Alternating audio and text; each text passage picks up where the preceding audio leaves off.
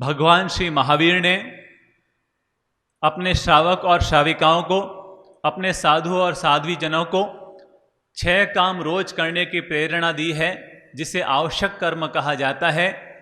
Number 1 है सामायिक, सभी बोल लीजिए। नंबर 1 है सामायिक।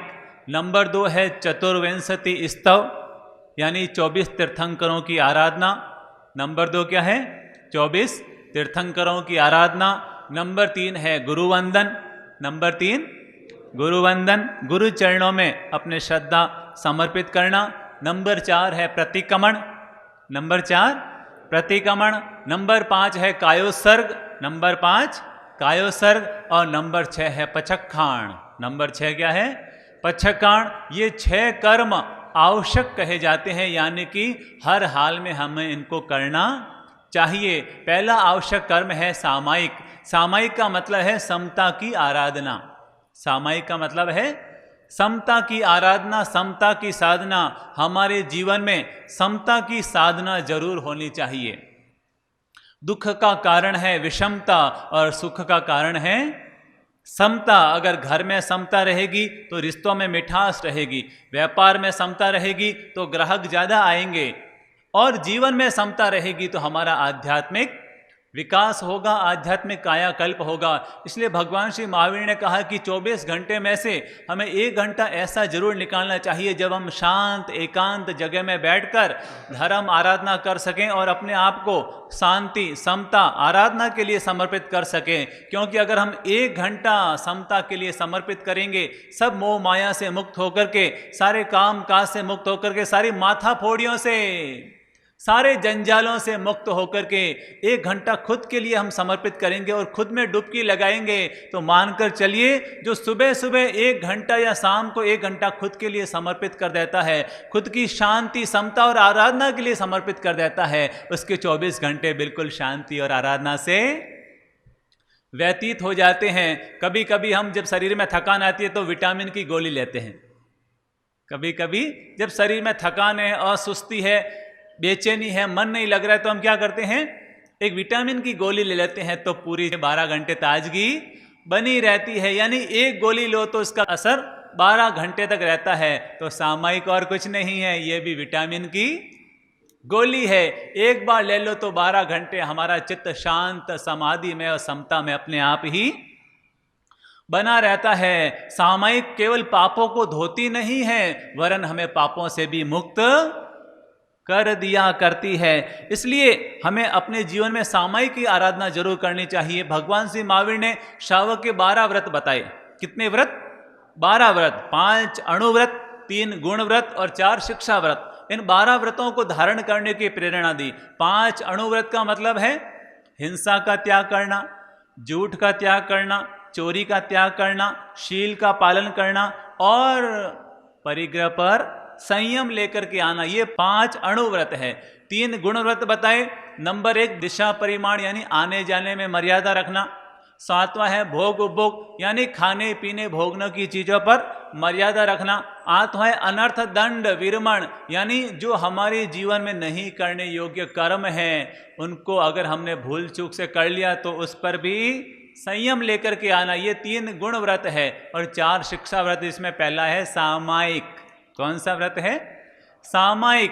दूसरा है देशावगासिक, यानी 3 घंटे की आराधना करना।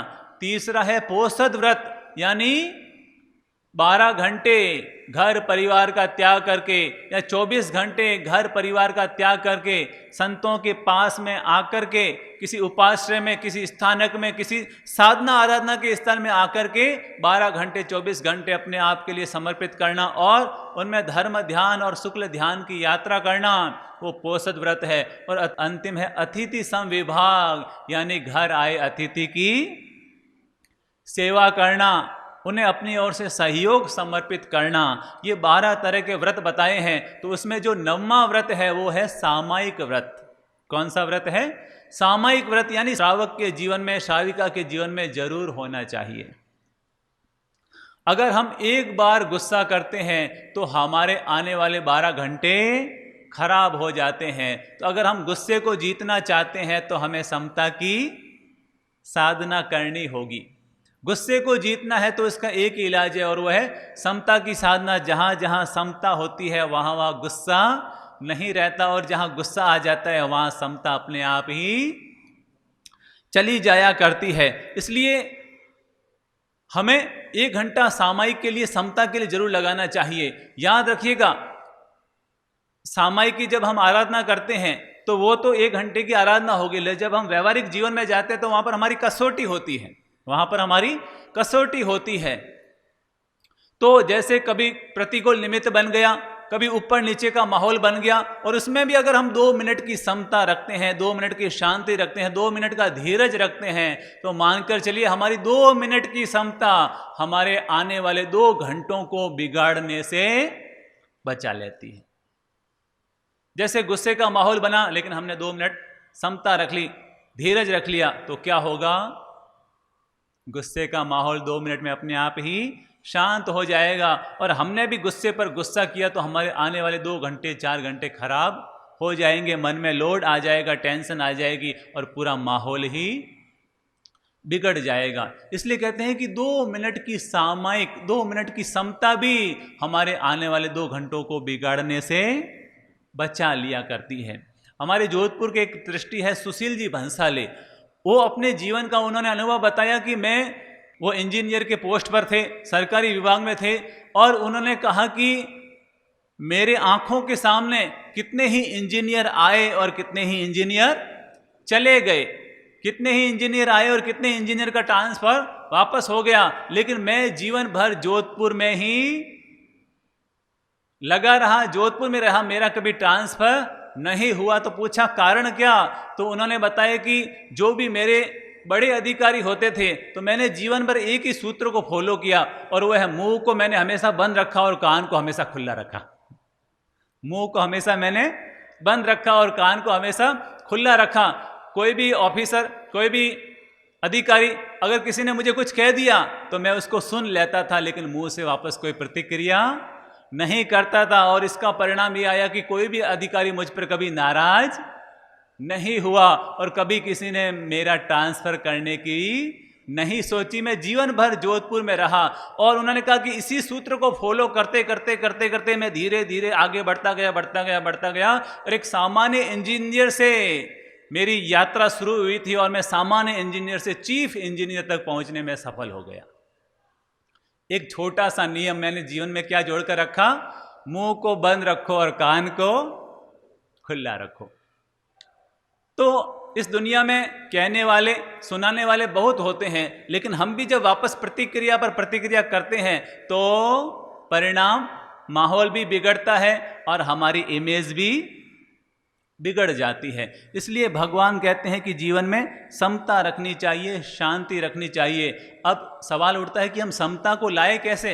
हम ये तो समझ गए कि समता रखनी चाहिए, लेकिन जैसे ही माहौल बिगड़ता है कि हमारी समता हाथ से चली जाती है। तो समता को जीने के 2 मंत्र हैं। नंबर 1 है मौन और नंबर 2 है मुस्कान। क्या है? नंबर 1 मौन और नंबर 2 मुस्कान। जैसे ही नकारात्मक माहौल बने, जैसे ही खराब माहौल बने, जैसे ही क्रोध का माहौल बने, तो आप और कुछ नहीं कर सकते तो चलेगा, बस उस समय केवल मौन धारण कर लीजिए। मौन धारण कर लीजिए, 2 मिनट का मौन, 5 मिनट का मौन। जैसे ही आपने मौन धारण किया तो सामने वाला भी धीरे धीरे ठंडा हो जाएगा और आपके भीतर में जो आग पैदा हुई है वो भी धीरे धीरे शांत हो जाएगी। और नंबर 2 है मुस्कान। जैसे ही किसी ने हम पर चीखा चिल्लाया कि हम मुस्कुरा लें, जैसे ही हम मुस्कुराएंगे तो परिणाम ये आएगा कि हम पर गुस्सा हावी नहीं होगा और सामने वाला भी, अरे यार इनको तो कितना ही बोलो, ये तो हर समय मुस्कुराते रहते हैं, तो वो भी अपने आप ठंडा हो जाएगा। तो ये 2 मंत्र हैं, मौन और मुस्कान। अगर हम अपने इनको अगर जीवन से जोड़ लेंगे तो मान कर चलिए हम पर कभी गुस्सा हावी नहीं होगा और सामने वाला हम पर कभी हावी नहीं होगा। गुरुदेव के बड़े भाई साहब है प्रकाश चंद जी दफ्तरी, उनके जीवन से जुड़ी हुई घटना है। एक बार क्या है, पिताजी महाराज साहब को बहुत गुस्सा आ गया। वो उनके पास आए हुए थे और पिताजी महाराज साहब को इतना गुस्सा आया कि गुस्से में उन्होंने कह दिया, जा यहां से निकल जा, कभी मुझे मुंह मत दिखाना, यहां से निकल जा, कभी अपना मुंह मत दिखाना। तो वो थोड़ी देर के लिए बाहर चले गए और दोपहर में 4 बज रहे थे, 4 बजे वो जूस लेकर के आए कि बाबूजी साहब जूस पी लीजिए, आपकी जूस का टाइम हो गया है। बाबूजी साहब चौंके, अरे तू वापस आ गया, मैंने तुझे इतना बुरा कहा, तुझे बुरा नहीं लगा? तो प्रकाशन जी ने कहा, अरे जिंदगी में यूं तो होता रहता है, जिंदगी में यूं तो होता रहता है। अगर हम हर छोटी छोटी बात को दिमाग में ले लेंगे तो फिर हम जीवन को जी ही नहीं पाएंगे। तब बाबूजी साहब ने कहा, अरे वाह रे वाह, क्या समता है तेरी, मैंने तुझको इतना बुरा कहा लेकिन तू फिर भी सहज रहने में सफल हो गया। इसे कहते हैं कि छोटी छोटी बातों को अगर हम दिमाग में ले लेंगे तो फिर हमारा जीना ही मुश्किल हो जाएगा। किसी ने कुछ कह दिया, बोल दिया, ठीक है, वो उसकी खामी थी, अपन अपने आप को क्यों नेगेटिव बनाएं। तो अपने जीवन में ये मौन और मुस्कान और ये धीरज अपने आप हमारे जीवन में समता को घटित कर देते हैं। एक बच्चा गुरुजी के पास आया और गुरुजी से कहा, गुरुजी मेरे मम्मी पापा आपस में बहुत लड़ते हैं, बहुत झगड़ते हैं, उनको बहुत गुस्सा आता है, मैं क्या करूं? उनके गुस्से को देख के मैं परेशान हो गया, उनकी लड़ाई झगड़ों को देखकर मैं परेशान हो गया हूं। अब मैं ज्यादा कुछ बोल नहीं सकता, कह नहीं सकता, क्योंकि मैं हूं छोटा। तो गुरुजी ने एक मंत्र दिया। बच्चे ने कहा, ठीक है, मैं इस मंत्र को अप्लाई करने की कोशिश करता हूँ। वो घर पर गया और उसने क्या किया, जैसे ही मम्मी पापा गुस्सा करने लगे कि उसने मोबाइल में उस गुस्से की रिकॉर्डिंग शुरू कर दी। मोबाइल में गुस्से की रिकॉर्डिंग शुरू कर दी। मम्मी पापा लड़ते रहे और वो साइड में खड़ा होकर के उनकी रिकॉर्डिंग करता रहा। और फिर उस बच्चे ने, जैसे गुरुजी ने बताया था वैसे ही बच्चे ने क्या किया, 2 दिन के बाद मेहमान आए घर में, तो उस बच्चे ने कहा, आज मैं आपको एक शानदार फिल्म दिखाना चाहता हूँ, आज मैं आपको एक शानदार फिल्म दिखाना चाहता हूँ। मेहमान ने कहा, हाँ जरूर दिखाओ। मम्मी पापा भी आ गए, मेहमान भी आ गए और उन्हें इसने मोबाइल को ऑन किया। मोबाइल में मम्मी पापा आपस में लड़ रहे हैं, झगड़ रहे हैं, चीख रहे हैं, चिल्ला रहे हैं। मेहमानों ने देखा, मम्मी पापा ने देखा, तो मम्मी पापा सारे मेहमानों के सामने पीले पीले हो गए। उसने कहा, ये तूने क्या कर दिया? तो बच्चे ने कहा, मैं और तो कुछ नहीं कर सकता, फिल्म तो बना ही सकता हूँ। और जैसे ही मम्मी पापा ने ये देखा कि उनको बहुत रियलाइज हुआ, अरे वास्तव में हमसे इतनी बड़ी गलती हो गई, और इस छोटे से नियम ने मम्मी पापा का गुस्सा हमेशा के लिए शांत और खत्म कर दिया। तो ये है, भगवान कहते हैं कि जीवन में सामायिक की आराधना, समता की आराधना जरूर करनी चाहिए। जिंदगी पल पल ढलती है जैसे रेत मुट्ठी से फिसलती है। जिंदगी पल पल ढलती है जैसे रेत मुट्ठी से फिसलती है। कितने ही गिले शिकवे और गुस्से का माहौल क्यों ना हो, फिर भी चेहरे पर मुस्कान और मौन रखना, क्योंकि मुस्कान और मौन से जिंदगी की हर मुश्किल निकल जाती है। जिंदगी की हर मुश्किल मौन और मुस्कान से निकल जाती है। तो अपने जीवन में ये नियम ले लीजिए कि मैं रोज 1 घंटा कम से कम सामायिक की आराधना जरूर करूंगा, और अपने व्यावहारिक जीवन में भी समता रखने का प्रयास करूंगा। एक बहन जी गुरुजी के पास आए कि गुरुजी मैं 3 सामायिक रोज करती हूं। गुरुजी ने कहा, अरे वाह, ये तो बड़ी खुशी की बात है, 3 सामायिक रोज करते हो। वो सासू माँ थी और गुरुजी ने उनका अभिनंदन किया। जैसे ही सासू माँ निकले कि थोड़ी देर बाद बहू आई।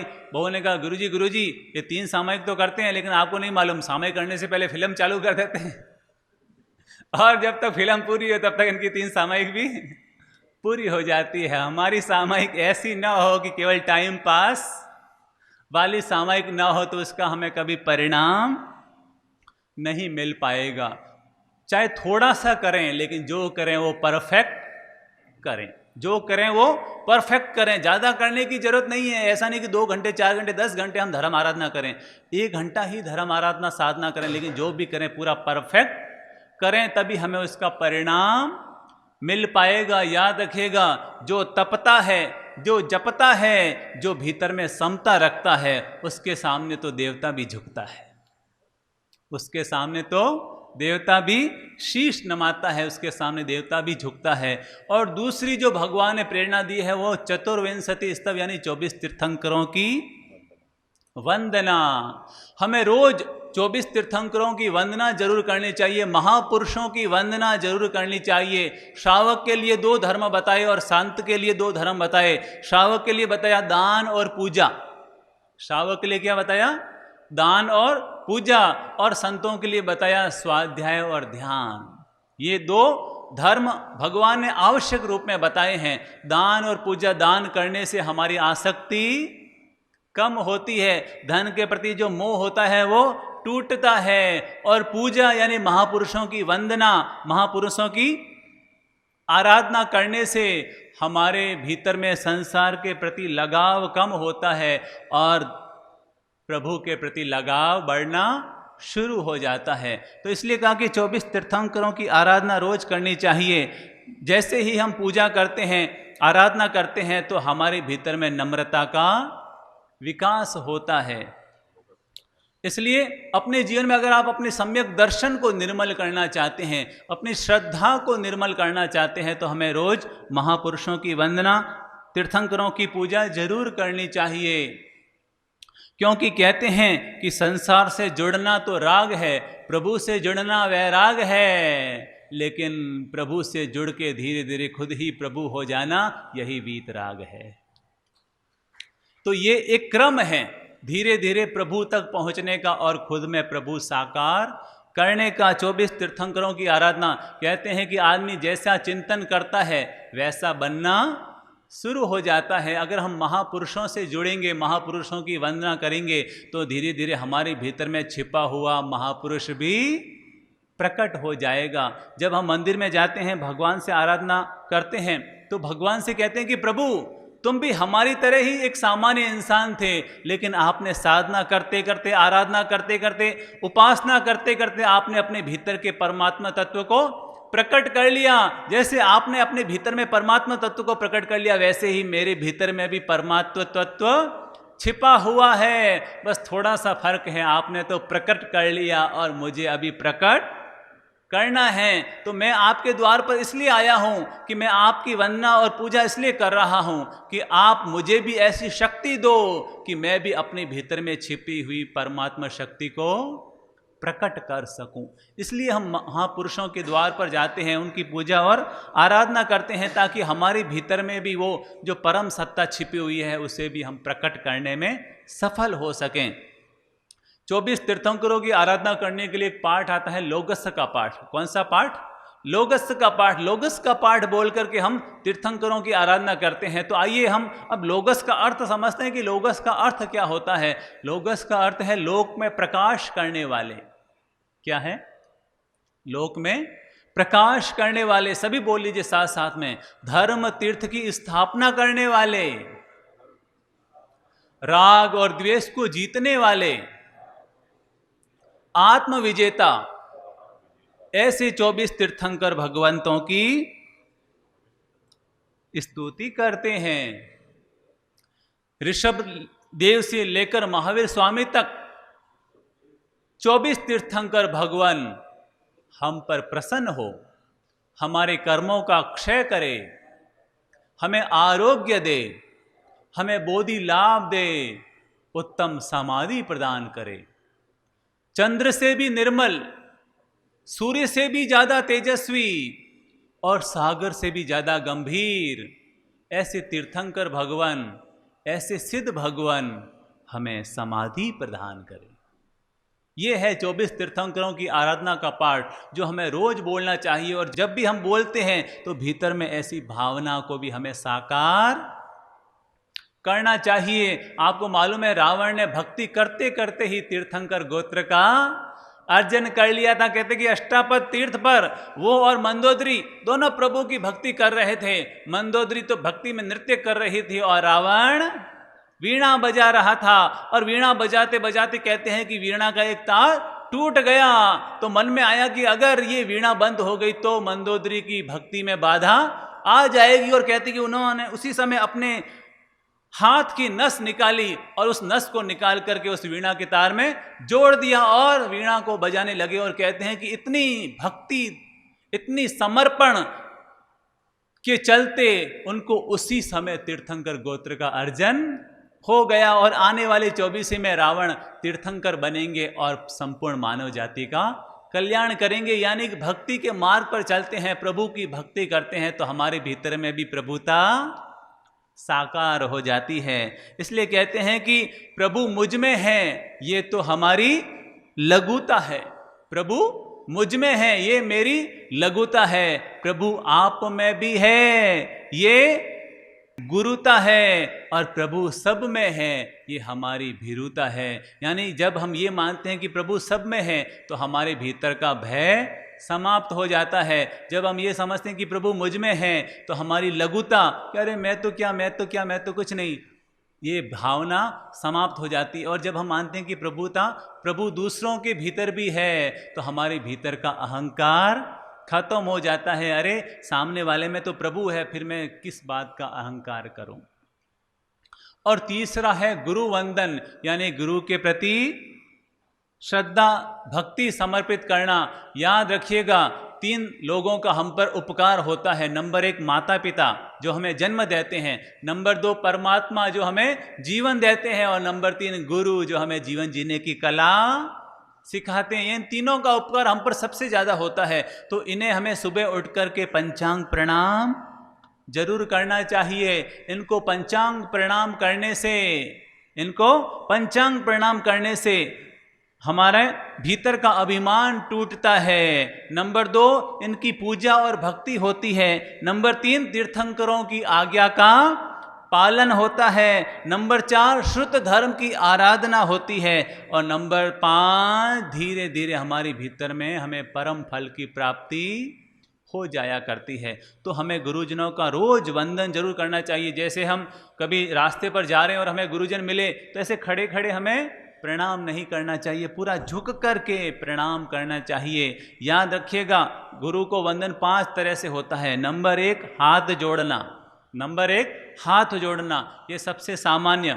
नंबर 2 है पंचांग प्रणाम करना, ये उससे भी ज्यादा उत्कृष्ट है। तीसरा है उनकी सेवा करना।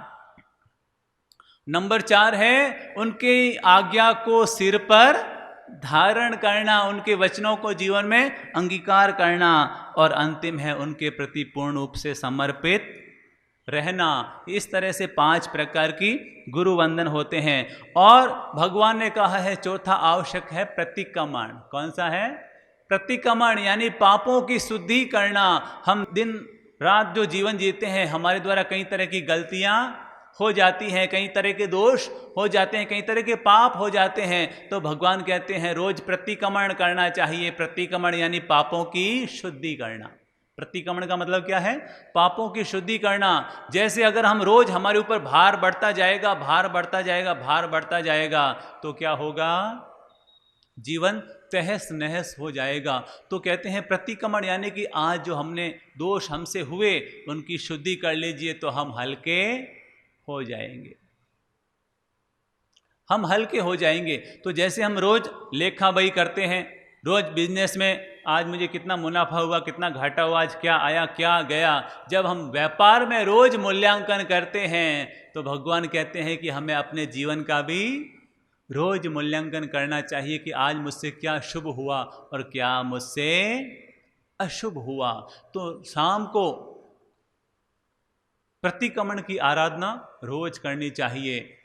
और अगर आपको लगता है कि रोज रोज प्रतिक्रमण करना संभव नहीं है तो सोने से पहले 5 मिनट का ये छोटा प्रतिक्रमण जरूर करना चाहिए। और ये बोलना चाहिए, हे प्रभु जी, सभी बोलिए, हे प्रभु जी, अगर मेरे द्वारा दिन भर में किसी भी प्रकार का गलत चिंतन हुआ हो, गलत वचन निकला हो, गलत कर्म या व्यवहार हुआ हो तो उसके लिए मैं बारंबार क्षमा प्रार्थना करता हूं। ये छोटा सा प्रतिक्रमण, इसको 3 बार बोलना चाहिए। और पहले 2 मिनट 1 मिनट पूरे दिन भर का मूल्यांकन करना चाहिए कि आज मुझसे मन से क्या अशुभ चिंतन हुआ, वाणी से आज मैंने क्या अशुभ बोला, काया से मैंने क्या अशुभ कर्म या व्यवहार किया। जो भी हमने किया है उसको हमें दिमाग में लेना चाहिए और उसकी हमें अपने दिल से सॉरी, क्षमा मांगनी चाहिए। प्रायश्चित जरूर करना चाहिए। भगवान कहते हैं कि प्रायश्चित करने से हमारी आत्मा हल्की हो जाती है।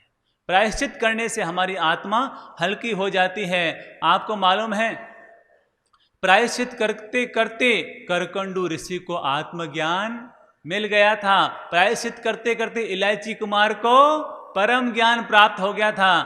प्रायश्चित करते करते चंदन बाला को केवल ज्ञान प्राप्त हो गया था और प्रायश्चित करते करते मृगावती साध्वी को भी केवल ज्ञान हो गया। तो प्रायश्चित का इतना बड़ा परिणाम है। लेकिन हम लोग क्या करते हैं, हम लोग गलती करते हैं, माफ़ी मांगते हैं, फिर गलती करते हैं, फिर माफ़ी मांगते हैं, और हमारा ये सर्कल इस तरह से चलता रहता है। तो इस तरह से रिपीटेशन नहीं होना चाहिए कि अगर कोई जानबूझ के हो गया तो अलग बात है, हम बार बार कर रहे हैं तो ये उचित नहीं है। एक बार क्या हुआ, एक बाल मुनि था, एक उपासना में ठहरा हुआ था, तो पास में देखा कि एक कुम्हार जिसके बहुत सारे घड़े बनाए हुए थे, तो बाल मुनि मन में आया मजाक और एक पत्थर उठाया और घड़े पर मार दिया। और फिर जैसे ही उसने देखा तो उसने कहा मिच्छामि दुक्कडम। फिर थोड़ी देर के बाद फिर एक पत्थर उठाया, फिर घड़े पर मारा। कुमार ने कहा ये क्या कर रहे हो? उसने कहा मिच्छामि दुक्कडम। कुमार को लगा अरे यार ये बड़ी गजब की बात है, बार बार मटका फोड़ रहा है और कह रहा है मिच्छामि दुक्कडम मिच्छामि दुक्कडम। ऐसा 10 बार कर दिया तो कुमार उपाश्रय में आया और बाल मुनि के एक थप्पड़ लगाया। बाल मुनि ने ये क्या? तो उसने कहा मिच्छामि दुक्कडम।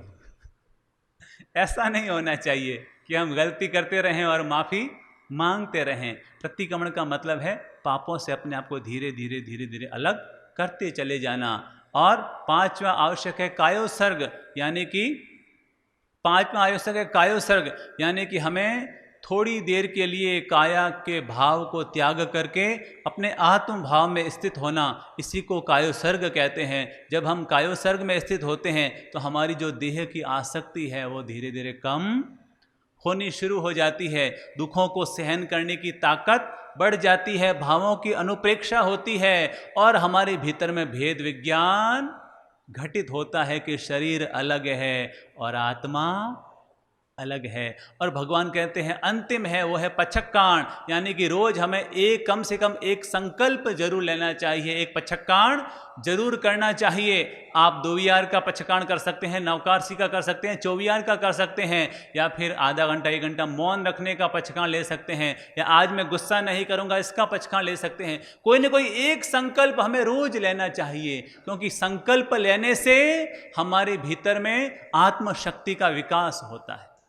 संकल्प लेने से हमारे भीतर में, पचक्काण लेने से हमारे भीतर की जो संकल्प शक्ति है वो बढ़ती है और हमारी आत्म चेतना निर्मल होती है। कहते हैं कि पत्थर मजबूत होता है लेकिन लोहा उसको भी तोड़ देता है। लोहे को अग्नि पिघला देती है और अग्नि को पानी बुझा देता है, पानी को हवा पानी के रास्ते को भी बदल देती है। लेकिन इंसान की संकल्प शक्ति अगर जग जाए तो पानी की धार को भी मोड़ देती है और हवा की धार को भी मोड़ने में सफल हो जाती है। तो ये 6 आवश्यक कर्म हमें रोज अपनी ओर से संपादित करने की भावना जरूर रखनी चाहिए। नंबर 1 सामायिक, नंबर 2 तीर्थंकरों की आराधना, नंबर 3 गुरुवंदन, नंबर 4 प्रतिक्रमण, नंबर 5 कायोत्सर्ग और नंबर 6 पचक्काण। अगर ये 6 धर्म, ये 6 आवश्यक कर्म हम जीवन से जोड़ते हैं तो भगवान कहते हैं सच्चे में श्रावक और श्राविका धर्म की आराधना हमारे जीवन से जुड़ जाया करती है।